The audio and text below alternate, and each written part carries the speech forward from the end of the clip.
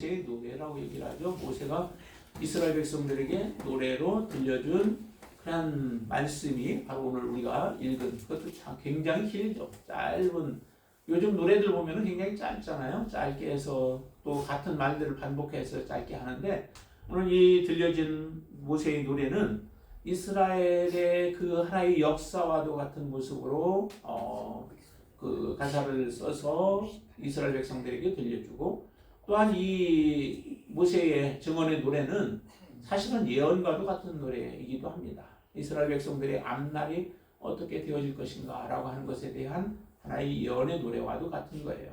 근데 이 노래를 들려줌으로 인하여 이스라엘 백성들을 향하여 하나님이 하고 싶은 말이 있는 것이죠. 이 말씀을 이스라엘 백성들이 가나안 요단 동편에서 이 말씀, 이 노래를 들려주신 것이다 라고 하는 것을 나중에 후세에 이 노래를 부를 때에 그리고 이 말씀과 같이 이스라엘 백성들에게 이루어졌을 때에 그 예언의 말씀들이 그대로 성취되어졌을 때에 이스라엘 백성들은 다시 한번 놀라게 되어질 거예요. 하나님이 우리에게 이와 같은 말씀으로 사실 노래를 주시는 목적이 어디에 있어요? 이것을 그냥 즐겁게 노래를 부르라고 주는 게 아니라 이 노래는 하나의 증거와도 같은 거죠. 이스라엘 백성들에게 증인과도 같은 거예요. 그래서 이스라엘 백성들이 하나님을 떠나서 죄악을 범하게 되어졌을 때에 이스라엘 백성들로 하여금 다시 하나님 앞에 돌아오게 할 수 있도록 하기 위한 하나의 안전장치와도 같은 것이 지금 이 노래입니다. 이 노래를 부르는데 참 노래를 부를 때에 한편으로는 마음이 좀 아픈 부분들이 있죠. 정말 이스라엘 백성들이 다 모든 하나님의 말씀대로 하나님이 주시면 그 말씀을 붙잡고 그 말씀과 씨름하면서 그 말씀을 지켜내는 모습들이 이스라엘 백성들의 삶에서 나타난다면 얼마나 좋겠습니까? 그런데도 하나님은 부족함이 없는 분이시고 또한 하나님은 완전하신 분이시고 능하신 분이시고 그런 하나님의 보호와 또 돌보심과 은혜 속에서 살아간 이스라엘 백성들이에요. 그런 백성들이 정말로 마지막에 되어질 그 모습들을 바라보니까 참으로 안타까운 모습이죠. 우리는 이 말씀을 보면서 어떤 것을 생각해야 될지를 한번 우리 같이 오늘 말씀을 보면서 생각해 보시기 바랍니다. 하나님은 이렇게 말합니다. 하늘과 땅을 세워놓고서 하는 말이 2절 보면은 참 굉장히 말씀을 은혜롭게 표현하시죠. 자, 한번 같이 읽어볼까요? 2절.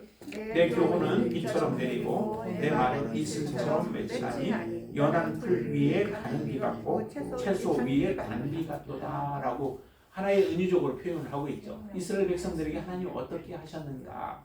하나님은 비를 내려주셨다는 거죠. 내 교훈, 하나님의 말씀은 교훈인데 그 교훈은 어떻게 하냐면 이스라엘 백성들에게 그 교훈의 말씀이 들려지는데 하나의 비처럼 내려진다는 거죠. 비가 얼마나 참 필요해요. 그렇죠? 비는 없으면 모든 생명체가 사실은 죽게 되어지죠. 그래서 생명을 공급하는 하나의 근원이 바로 이 비물인데 그 비를 지금 교훈을 통하여서 이스라엘 백성들에게 이스라엘을 살리는 그런 말씀이 되어지는 것이죠. 자, 그 교훈을 비처럼 내리셨다는 거예요. 그들이 필요할 때 꼭 필요한 것처럼 하나님은 비처럼 내리시고 근데 그 비를 또 이렇게 표현을 해요. 내 말은 이슬처럼 맺혔다라고 얘기를 해요.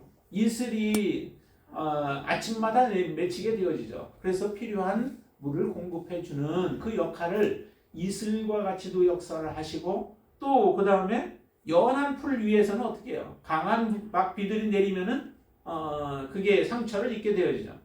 우박이 내려지는 경우 어때요? 우박도 하나의 물이죠. 그렇지만은 그것이 우박이 내리게 되어지면 연한 것들은 다 부서져 버려요. 그것도 강한 비도 아니고 여기 보니까 그 연한 풀 위에는 가는 비같이 내리신다라고 표현을 하시죠. 그러니까 사람마다 그에 맞게 하나님께서는 은혜를 베풀어 주시는 것입니다. 근데 우리가 왜 하나님 앞에 나아가지 못할까요?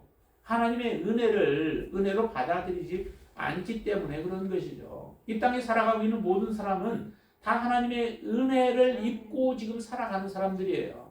그렇죠? 하나님의 은혜 없이 여러분 살아가는 사람 누가 있을까요? 하나도 없어요. 나는 아닙니다라고 나는 은혜 받지 못했습니다라고 혹시 말하는 사람이 있을지 몰라요. 그러나 하나님의 은혜에서 벗어난 사람은 이 세상에 아무도 없습니다. 이 세상 모든 만물을 하나님께서는 창조하시고 하나님 만드셨죠. 그리고 이 땅에 거하게 하시는데 거하는 동안에도 하나님은 우리의 모든 필요한 것들을 공급을 해주잖아요. 비를 공급해 주시고 햇빛을 공급해 주시고 공기를 공급해 주시고 또한 우리가 서서 살아갈 수 있는 이런 지대로 하나님이 허락해 주셔서 우리가 지금 살아가고 있는 것입니다. 살아가는 동안에도 여러분들의 필요한 것들을 하나님은 다 공급해 주셨잖아요. 지금 여기까지 오신 것, 어쨌든 여러분이 지금 여기까지 오신 것은 많은 환난이 있어도 어려움들이 있었어도 여기까지 오신 것은 하나님의 은혜인 줄로 여러분들이 믿으시기를 바랍니다. 이처럼 연한 풀에는 가는 비같이 하나님께서 내려서 그것에 필요한 물을 공급해 주셨고 또 채소 위에는 단비를 하나님께 단비같이 내려 주셨다라고 얘기를 해요. 이런 은혜가 아니면 어떻게 채소가 나무들이 살아갈 수 있겠습니까? 하나님의 은혜가 아니고는 하나님의 백성들이 살아갈 수 없게 되어지죠. 그렇기 때문에 이처럼 하나님은 귀한 은혜를 베풀어 주셔서 돌보시고 은총을 베푸십니다. 그 돌보신 것들에 대해서 이렇게 표현을 하고 있죠. 9절에서부터 보시면은 하나님 말씀하십니다. 여기는 이제 광야의 땅에서부터 하나님께서 이스라엘 백성을 택하시고 그 다음에 이제 광야에서는 어떻게 해요? 하나님이 보호하시잖아요. 어떻게 보호하셨어요? 여기 보니까 같이 읽습니다. 10절 여호와께서 그를 황무지에서 짐승이 부르짖는 광야에서 만나시고 호위하시며 보호하시며 자기의 눈동자같이 지키셨도다. 이스라엘 백성들이 광야를 지나왔잖아요. 광야를 지나올 때 하나님이 이와 같이 하셨다는 거예요. 그래서 광야에서 이스라엘 백성들을 만나고 광야로 인도하시고 그곳에서 만나주시고 그러시면서 호위하시고 보호하여 주시고 거기다가 눈동자처럼 하나님께서는 지켜주셨다는 거죠. 이렇게 하나님의 은혜를 입은 자가 누구냐? 그래서 뒤에 가면은 이제 너같이 하나님의 은혜를 입은 자, 그래서 너는 행복자다라고 이렇게 표현을 해요. 하나님의 은혜를 그렇게 입은 자들이 어디 있어요? 하나님의 은혜. 그리고 또 표현하기를 이제 마치 독수리가 새끼를 보호하는 것들 그것을 표현해요. 11절에 보세요. 마치 독수리가 자기의 보금자리를 어지럽게 하며 자기의 새끼 위에 너풀거리며 그의 날개를 펴서 새끼를 받으며 그의 날개 위에 그것을 없는 것 같이 그렇게 하나님께서는 하셨다는 거죠. 누구를? 이스라엘 백성을. 누구를? 여러분들을 하나님이 그렇게 하셨다는 거예요. 네? 이스라엘만이 아니라 여러분들은 하나님이 그렇게 여러분들을 돌보시고 여러분들을 지키시고 함께 해주셨다라고 하는 겁니다. 이런 말씀에 여러분들이 아멘으로 그 말씀을 받아들이지 못한다면 우리도 지금 이스라엘 백성들과 같은 그런 죄악의 길을 행할 수밖에 없는 거예요. 그리고 나서 하나님은 계속해서 인도하시고 그들을 높은 곳으로 다니게도 하시고 하셨다라고 하는 그런 표현들을 계속해서 말씀을 하십니다. 그렇게 하나님은 행하셨는데 그런데 보세요. 4절에서부터 그 하나님은 어떤 분이신가를 말씀하시는 4절 그는 반석이시래요. 정말 하나님은 여러분들의 반석이 되신가요? 여러분들의 반석이 되시냐고요? 네, 하나님은 여러분들의 반석이시고 그가 하신 일이 완전하다라고 말씀해요. 그리고 그 길은 바르고 공의롭고 바르다라고 이렇게 표현을 하고 계시죠. 하나님이 하시는 일이 굽은 게 무엇이 있겠어요? 하나도 굽은 것이 없습니다. 하나님은 공의롭게 행하십니다. 우리가 판단할 때 짧은 우리의 식견을 가지고 하나님을 판단할 때 하나님이 옳지 않다라고 생각하는 것이 그렇게 생각될 때도 있어요. 그렇지만 그때에도 하나님은 결코 하나님 그릇되지 아니하십니다. 하나님은 옳으십니다. 하나님은 공의로우십니다. 이런 하나님께서 행하신 일들이 어찌 하나님 찬양을 받을 만하지 않고 어찌 그 위엄이 높임을 받지 않을 일들이 있겠는가라고 하는 것이죠. 그러면 이 하나님을 우리가 찬양하고 높여야 되죠. 근데 이스라엘 백성들의 결과를 보세요. 5절 말씀 보세요. 5절 같이 읽습니다. 그들이 여호와를 향하여 악을 행하니 하나님의 자녀가 아니요 흠이 있고 삐뚤어진 세대로다라고 말씀하시죠.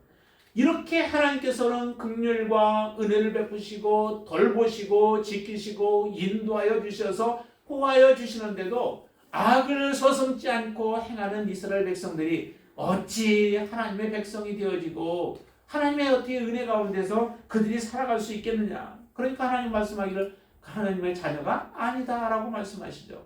여러분들이 죄를 지속적으로 행하고 하나님을 우리가 버리고 살아간다면 우리는 하나님의 자녀가 아닌 모습을 그대로 드러내고 있는 거예요. 예수님께서도 그렇게 말씀하셨잖아요. 너희는 누구의 자녀인가를 분명히 보고 알라는 거죠. 너희 속에서 나오는 것들이 악한 것들이 나오고 또 추악한 것들이 나오고 더러운 것들이 속에서부터 나온다면 너희의 아비는 하나님이 아니라 바로 마귀가 너희의 아비다라고 예수님은 말씀하시는 겁니다. 정말로 하나님이 우리의 아버지가 되어진다면 그러면 우리는 아브라함이 행한 것과 같이 행하는 모습이 나타나야 되죠. 아브라함의 행함이 없이 우리가 살아가면서 우리가 하나님의 자녀다라고 아무리 말한들 하나님은 인정해 주시지 않는다라고 하는 것입니다.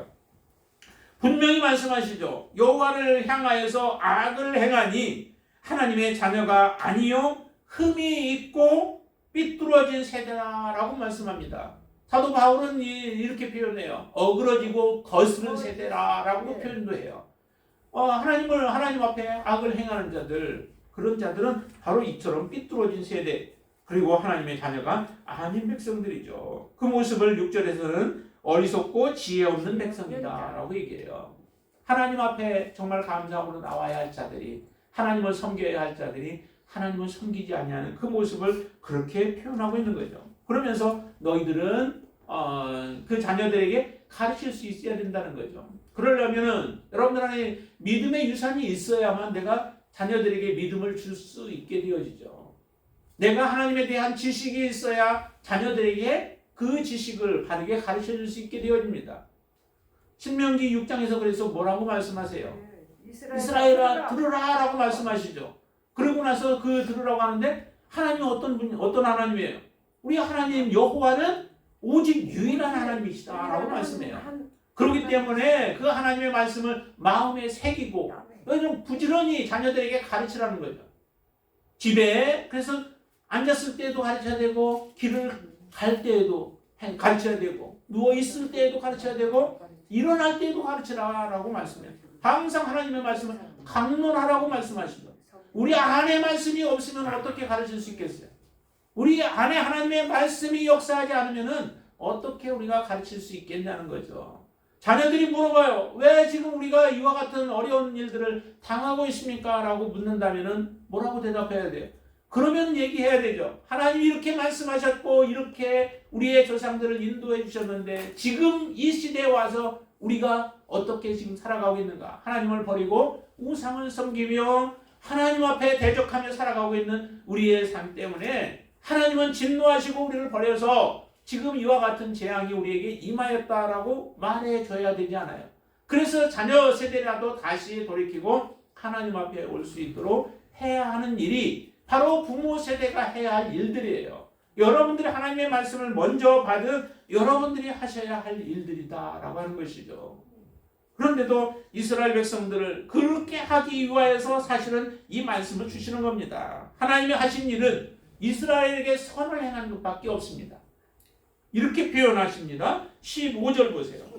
14절과 15절 한번 보실까요? 14절과 15절 같이 읽습니다. 소의 엉린 젖과 양의 젖과 어린 양의 기름과 바산에서 난 순양과 염소와 지극히 아름다운 밀을 먹이시며 또 포도즙의 붉은 술을 마시게 하셨도다. 그런데 여수르니 기름짐의 발로 찼도다 라고 말씀합니다. 하나님의 하신 일은 여수르는 이스라엘을 하나님께서는 정말로 기름지게 하셨다는 거죠. 모든 필요한 것들을 공급해 주심으로 그들이 부르짖을 때에 그 부르짖음에 응답하여서 채워주시고 또한 그들이 부족함이 없도록 모든 것들을 다 행하신 것이 하나님의 행하심 그것밖에 없다라고 하는 거예요. 그런데도 이스라엘은 어떻게 해요? 그 하나님을 발로 차버린 거예요. 너무 잘해주니까 오히려 그 하나님을 발로 차버렸으니 그러니 이제 나머지는 어떻게 해요? 나머지는 하나님이 하실 일들이 무엇이겠어요? 그래서 하나님은 이렇게 이사야서에서 말해요. 한번 이사야서 5장을 말씀 한번 보시겠습니다. 이사야서 5장 오늘 이 본문의 말씀과 비슷한 말씀을 하시는데요.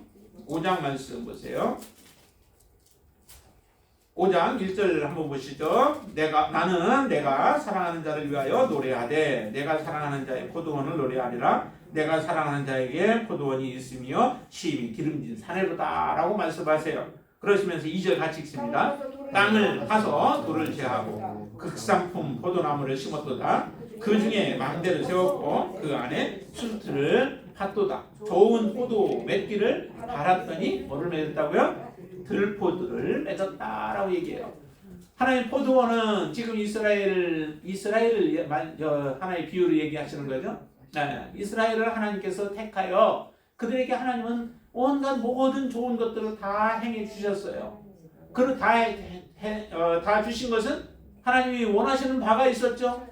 이게 뭐예요? 열매를 원하시는 거예요. 그 열매 어떤 열매를 원해요?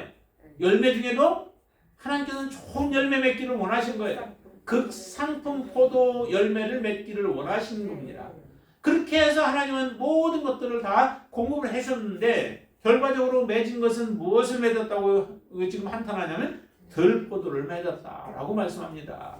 그러니 이제 한번 나와 이스라엘과 그 관계 속에서 한번 따져보자라고 말씀을 하세요. 자, 그것이 이제 3절부터 말씀하시는데 3절 한번 보세요. 예루살렘 주민과 유다 사람들아 구하노니 이제 나와 내 포도원 사이에 사리를 판단하라. 한번 잘 생각해 봐라. 자, 4절 같이 읽습니다. 내가 내 포도원을 위하여 행한 것 외에 무엇을 더할 것이 있으랴. 내가 좋은 포도 맺기를 기다렸거늘 들포도를 맺음이 어찌 됨인고. 5절 이제 내가 내 포도원에 어떻게 행할지를 너희에게 이르리라. 내가 그 울타리를 걷어 먹힘을 당하게 하며 그 담을 헐어 짓밟히게 할 것이요. 6절 내가 그것을 황폐하게 하리니 다시는 가지를 자름이나 북을 돋우지 못하여 찔레와 가시가 날 것이며 내가 또 구름에 명하여 그 위에 비를 내리지 못하게 하리라 하셨으니 라고 이렇게 쭉 나오죠. 하나님께서 이제 내가 할 것은 다 하나님께서 다 하셨다는 거예요. 여러분들을 위해서도 하나님은 하실 걸 다 하셨어요. 그렇죠? 예수 그리스도를 주셔서 우리의 모든 죄 가운데서 우리를 깨끗게 하셨다면은 하나님이 이제 더 이상 할 게 무엇이 있겠어요? 우리를 정결케 하셨고 우리를 의롭게 하셨는데 그러면 이제 해야 할 일은 우리를 포도원에 포도나무 좋은 나무를 심어 주셨으면 을을 심어 주셨고 우리에게 사랑을 부어 주셨고 우리에게 정말 하나님의 자녀라고 그렇게 하나님이 해주셨으면 이제 우리의 삶을 통해서 하나님의 자녀인 모습이 드러나야 되죠. 하나님이 원하시는 열매를 맺어드리는 것이죠. 그렇게 하는 것이 하나님이 바라시는 바입니다. 그런데 다 했는데도 불구하고 아무것도 나오지 아니하고 오히려 들포도만 맺으니 주인이 어떻게 해야 될 것인가? 그것을 말하겠다라고 하는데 말하는 하나님이 하시는 그 일들이 어떤 일들이에요? 이제 담을 헐어버리고 들어와서 짐승이 먹게 만들고 그리고 나서 모든 것들을 다 무너뜨리게 만드는 짓밟히게 만드는 이런 일들 그래서 황폐하게 되어지라라고 말씀하시잖아요. 이게 바로 이스라엘 백성들의 삶에서 그대로 이루어진 내용들이에요. 그래서 디아스포라로 흩어져서 그들이 고생하고 고통당하고 했던 모습들 그런 가운데서도 하나님은 은혜를 다시 베풀어 주시죠. 이제 우리에게는 그러나 그런 기회가 없어요. 하나님이 우리에게 이미 은혜를 베풀어 주셔서 그 은혜 속에서 살아가고 우리로 하여금 하나님을 온전히 섬기게 하기 위하여 성령까지 우리에게 주셨다면은 이제 더 이상 우리에게는 돌이킬 수 있는 기회를 없습니다. 하나님 앞에 온전하게 직진하여 믿음으로 살아가는 것밖에 이제 없어요.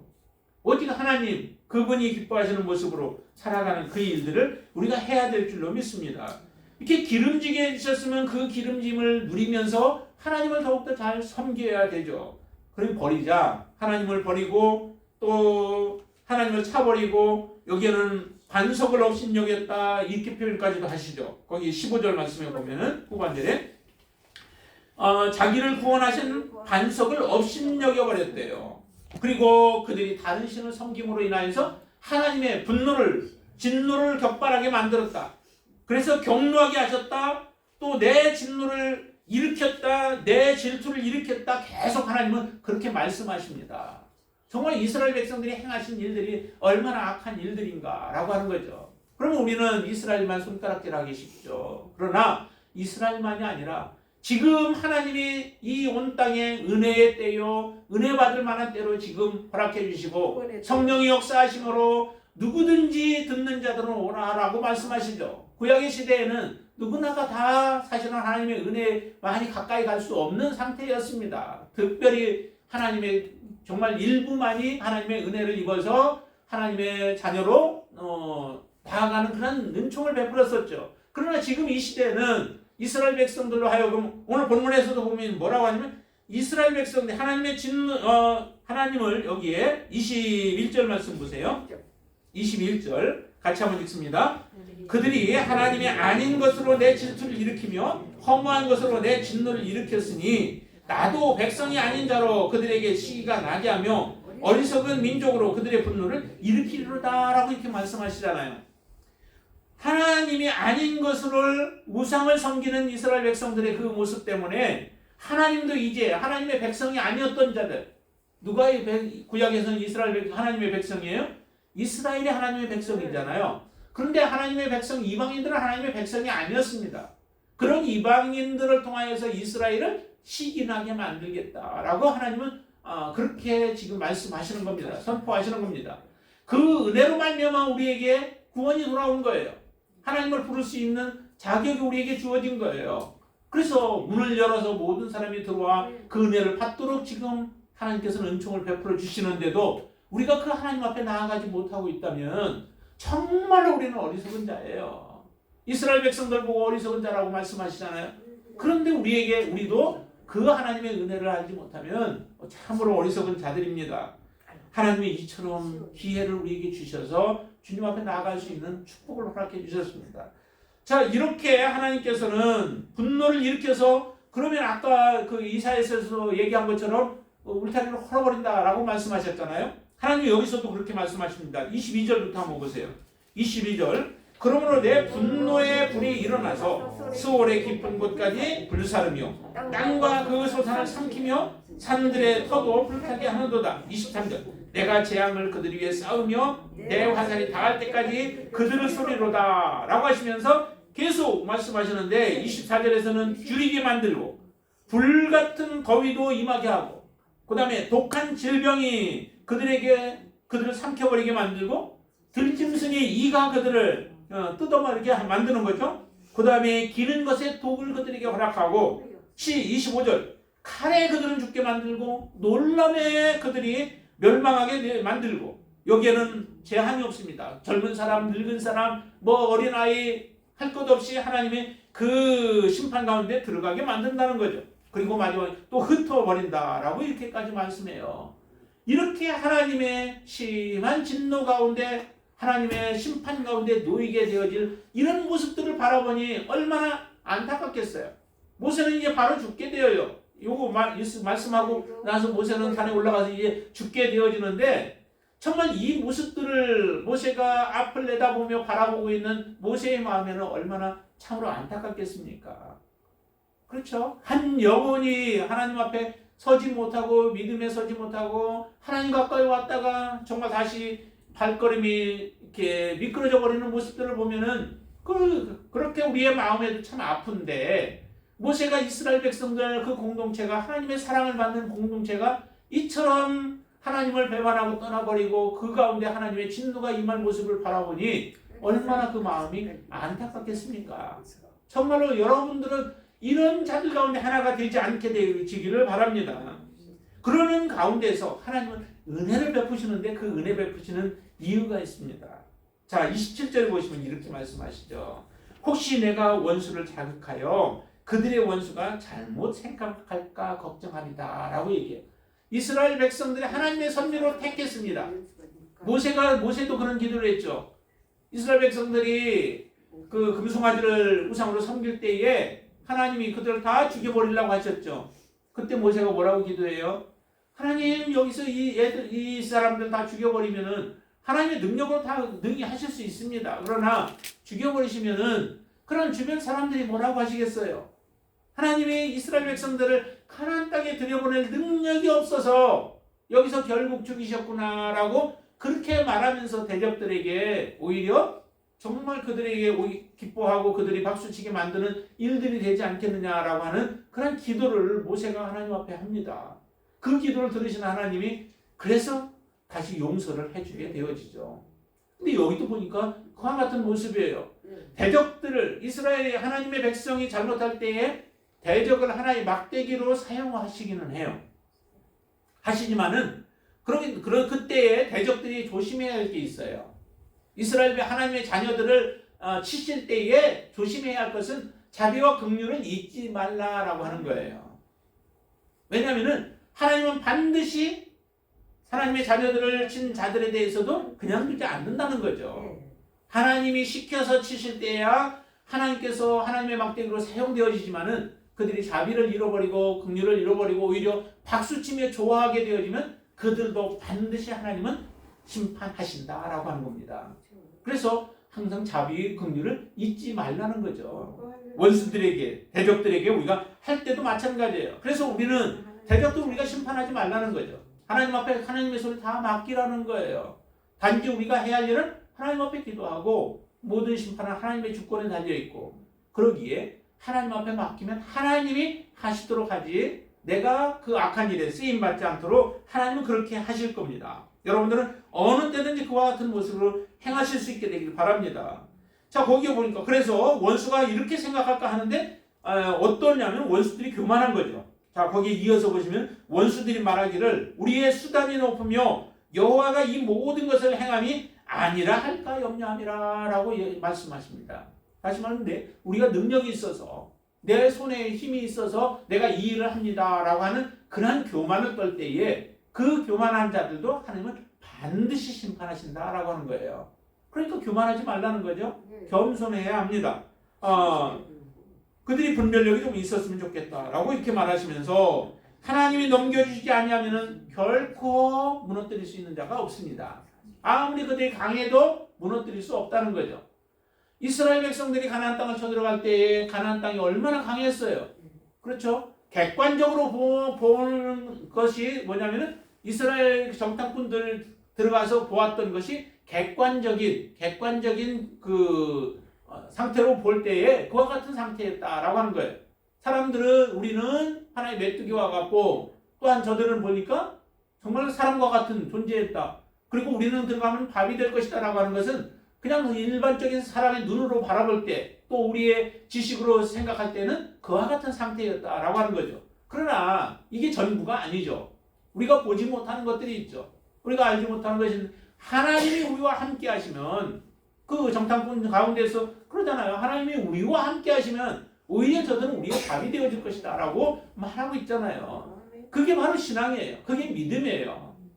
우리의 보이는 것으로 다 판단하지 않고 보이지 아니하시는 하나님을 우리가 의지하며 살아가는 것, 그게 바로 진정 하나님이 원하시는 우리의 믿음인 줄로 믿습니다. 여기도 보니까 하나님이 넘겨주시지 아니하면 그들이 무너지지 않고 이스라엘 백성들이 패하지 않고 쫓겨가지 않을 텐데 하나님이 넘겨주었기 때문에 그렇다. 그러면 왜 하나님이 그들을 넘겨주었을까라고 하는 거예요. 그것은 곧 앞에서 말한 것처럼 하나님을 버리고 하나님이 베푸신 은혜를 잃어버리고 오히려 하나님이 기름지게 해주셨는데 그 기름짐을 통하여서 하나님을 더욱더 떠나버리는 일들로 우상을 섬기는 일들을 앞장서서 행했기 때문에 이와 같은 일들이 일어난 것이다 라고 하는 것을 하나님이 그렇게 말씀하십니다.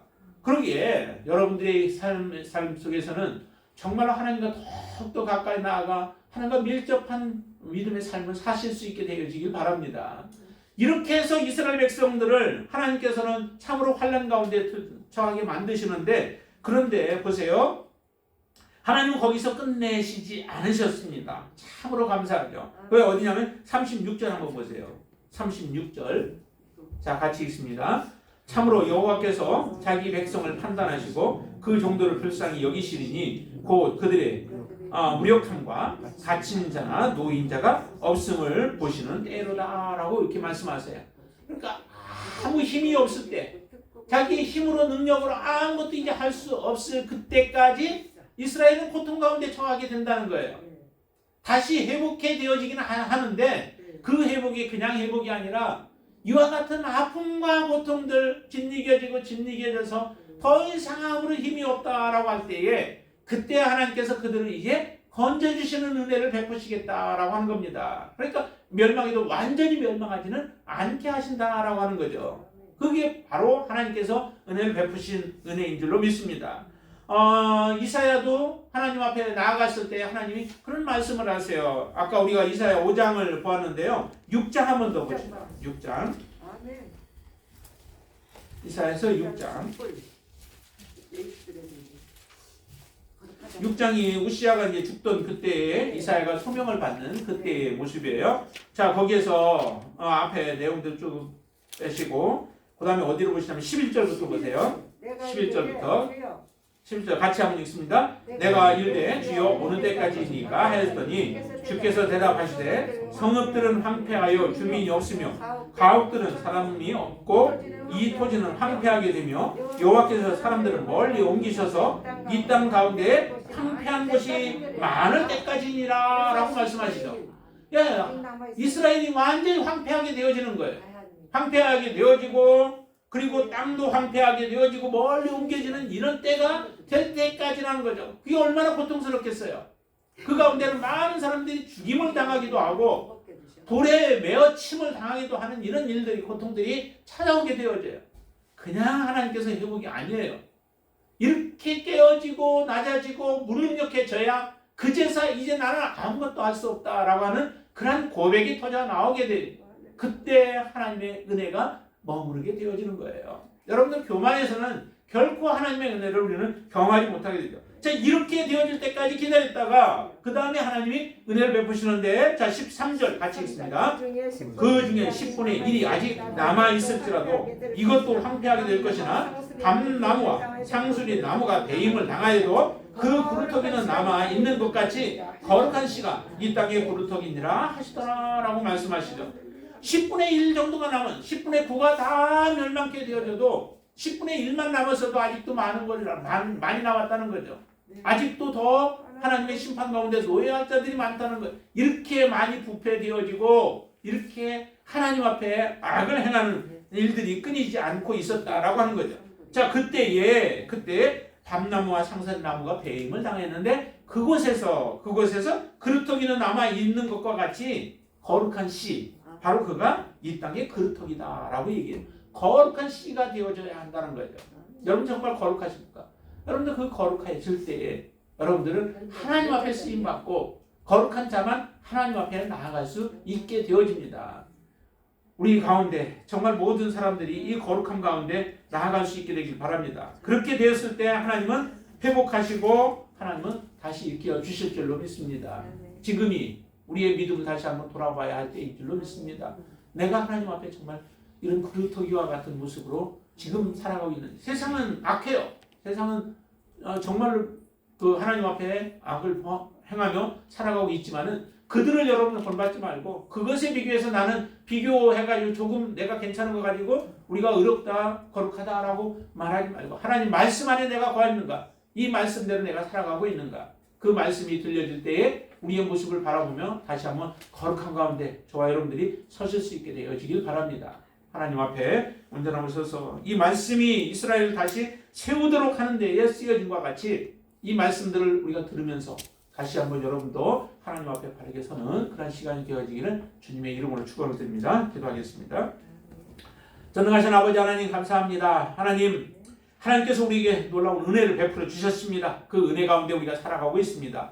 그럼에도 하나님 우리가 작은 일들로 말미암아 하나님을 우리가 떠나고 또 하나님을 배반하고 하나님 앞에 거치는 삶을 살아가고 있지는 않습니까? 다시 우리의 모습을 다시 한번 보며 바르게 하나님 앞에 세우는 귀한 시간이 되어지도록 역사하여 주시옵소서. 우리가 남은 그루터기가 되어지게 하여 주시옵소서. 거룩한 씨가 되게 하여 주시옵소서. 우리의 공동체가 이처럼 거룩한 공동체로 하나님 앞에 서기를 원합니다. 한 영혼도 정말 하나님 앞에 떨어져 나가는 심령이 없게 하여 주시고 그들의 믿음을 다시 한번 세워주셔서 이 노래의 말씀을 들으면서 이 증거의 노래를 들으면서 이스라엘이 회복되어지기를 소망하듯이 이 말씀들을 들으며 우리도 회복되어지는 역사들이 일어나게 하여 주시옵소서. 예수님의 이름으로 간절히 기도드리옵나이다. 아멘.